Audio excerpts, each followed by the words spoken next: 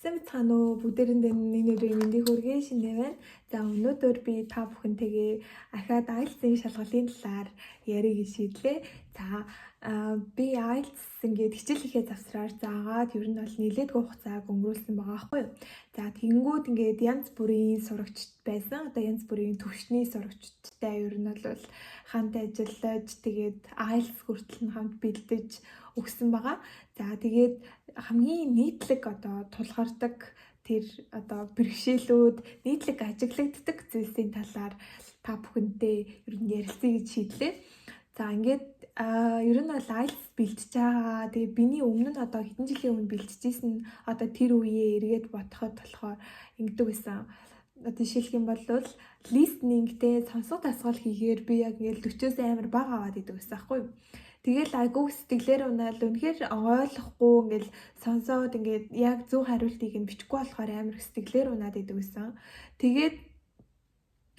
Тэгээд нөгөө нэг байнга listening хийж яг шалгалт өгж байгаа юм шиг өөрийгөө тэгэж дасгалжуулж ингэснээр хүний сонсгол айгүй их сайжирд юм лээ. Тэгээд энд мэдээж айгүй их цаг хугацаа орсон. Шууд ингээд 7-8 хийгээд яваагүй мэдээж ихэнх нь амар багаар эхлээ. Тэгээд тэр нь арай жоохон ихсээд ч юм уу те. Ингэж өөр нь бол listening маань сайжирдаг. Тэгэхээр энд болохоор бас хугацаа шаарддаг. Тэгээд тогтмол англи хэл дээр юм сонсох нь хэрэгтэй байдаг шүү гэдгийг бол бас анхааруулмаар байна. Тэгэхгүй бол ингээд шууд нөгөө IELTS-ийн mock test-ийн listening өгөхөөр шууд нөгөө миний оноо ийм гараад байгаа юм байна. Миний би тэр өгч чадахгүй юм байна. Энэ ч амар хэцүү юм байна гэж шууд сэтгэлээр унаад байгаа байхгүй. Тэгэхээр энэ нь болохоор мэдээж practice, цаг хугацаа хэрэгтэй.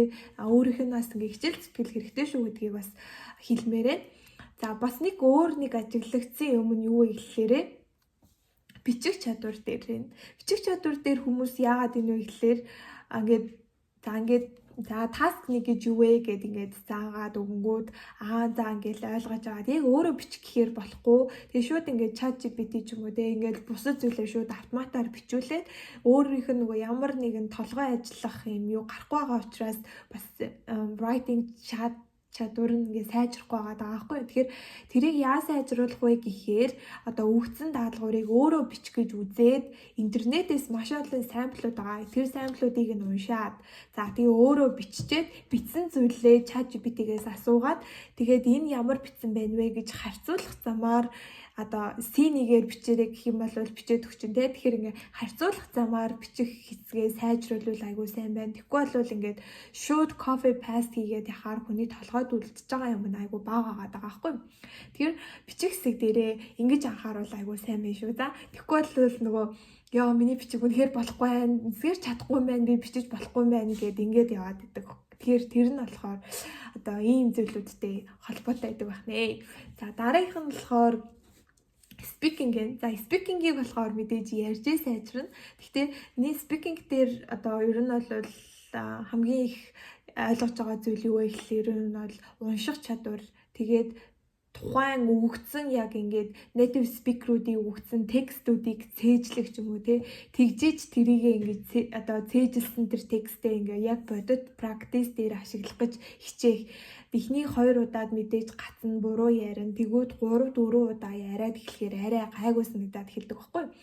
Тэгэхээр speaking-гээ болохоор бас тгий сайжруулмаар байна. Тэгээд мөн нөгөө нэг би Монголд идэг байхдаа мэдээж нөгөө speaking-гээ сайжруулах боломж мэдээж одоо энэс өөр байгаагүй. Тэгээ бас нэг өөр юм нь болохоор ингээд англи хэлний клубүүдэд ингээ хаяа очдөг байсан байхгүй юу. Тэгээд тэрэн дээр ингээл очихоор амар англи хэлээр ярьдаг хүмүүс ирсэн. Тэгэл өөрийгөө танилцуулахтай айгүй санаа зовоол ингээл яддаг байсан. Тэгээд нэг хэдэн удаа тийм клубүүдэд яваад дараа нь миний англи хэл айгүй бас дайжгүй болоод байсан байхгүй юу. Ер нь бол ингээ нүүр хагараа тэгээ өөрийгөө өөр хэлээр ингээ бусад хүмүүс танилцуулж чаддаг болоо гэх мэтчлээ. Тэгээд ингэжиж айгүй тэгэж яажсэн. Ингээд жоохон дэвшил гарч ирсэн. За тэгээд мэдээж нөгөө гадаад яваад өөр улсад очиод мэдээж англи хэл бол заавал хэрэглэгдэх хэрэгтэй учраас ингээд өмнө нь ингээд айгүйх дөрөв янз бүрийн юм уншсан байсан учраас ингээд ярахад бас айгүй амар исэн. Одоо шинэ үг цээжлэх ч юм уу тийм зүйл одоо жоохон бага байсан гэж хэлж болно. За тэгэхээр ийм чадварууд дээр айгүй хүмүүс нөгөө нэг ингээд сэтгэлээр унаах тэгээд хүсэн оноондоо хүрэхгүй байх ч юм уу те иймэрхүү асуудлууд айгүй их анзаарагдаад байна. Тэгэхээр санаа зовох зүйлгүйгээр байнга практис хийж яг өөрийгөө болохгүй байгаа эсгүүд дээр илүү их төвлөрөөд ажилласаа гэж хүсэж байна. За тэгээд энэ удаагийн бичлэгээр энэ зүйлийн талаар ярьлаа. Тэгээд дараагийн бичлэгээр уулзцгаая. Баяртай.